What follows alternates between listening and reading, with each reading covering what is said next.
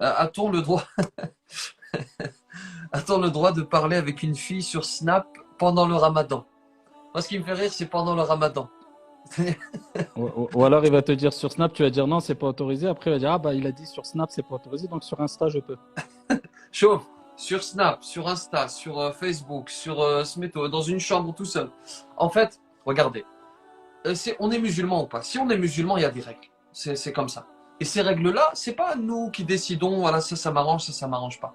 On en a parlé mille et une fois, je le répète encore une fois.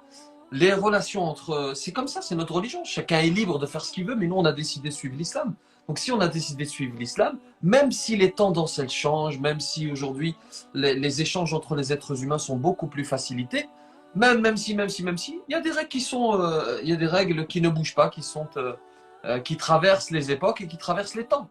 Donc, les relations entre les hommes et les femmes, elles sont régulées par la religion. On a décidé de la suivre, on est libre. Donc, que dit l'islam? Eh bien, il dit que un homme et une femme, lorsqu'ils sont seuls et qu'ils discutent, le troisième, c'est Shaitan.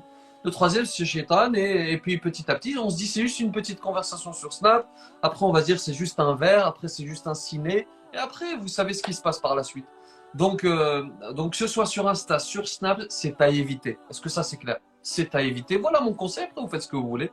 Mais si vous demandez le conseil d'un imam, et je vous le dis, mon but, c'est pas de vous satisfaire. Mon but, c'est de satisfaire Allah subhanahu wa ta'ala. Notre but, c'est de satisfaire Allah.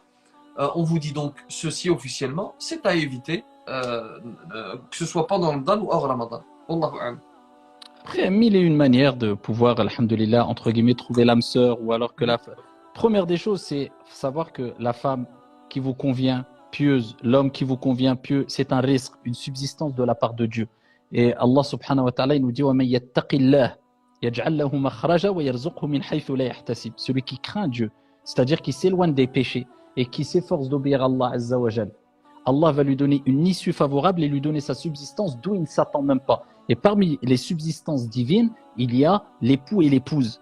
Et donc, ici, si vous invoquez Allah pour vous accorder une femme qui vous convient ou un homme qui vous convient, et à côté de cela, vous vous efforcez de l'obéir et de prendre un chemin qui est licite, Wallah bi'idhnillah, vous allez vous marier et vivre heureux toute votre vie, Inch'Allah ta'ala. Et n'oubliez pas, quand vous vous mariez, ici, vous choisissez la mère, la future mère de vos enfants. Soyez pas égoïste à penser qu'à vous, et le futur père de vos enfants. Et ne dites pas à vos enfants dans quelques années, moi j'ai rencontré ta mère sur Snap. Et sa mère, moi j'ai rencontré ton père sur TikTok. Donc un peu d'éthique, un peu de prise de conscience, un peu de maturité, et rentrez par la porte, pas par la fenêtre, faites les choses dans les règles de l'art, et alhamdoulilah, tout se passera bien. Alors,